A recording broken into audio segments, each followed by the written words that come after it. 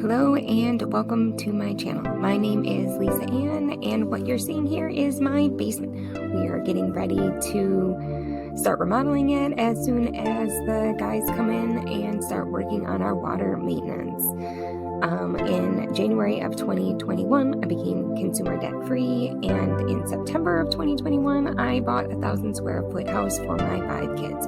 4 of them live with me, and it is a tight fit. So we are starting demolition on the basement to remodel and rebuild. This area here is going to be a kitchenette area with a backup refrigerator and freezer. The boys there are standing in what is going to be the bathroom, and we are going to have a couple of bedrooms and a family room down here. We already have one egress window on the other side of the basement. You guys saw that. And we're just going to build this space out and add storage over there underneath the stairs, and back around to the laundry room area is going to be a full laundry room to take care of all the laundry that we have. So stay tuned, like and subscribe, and follow for more videos. Thank you.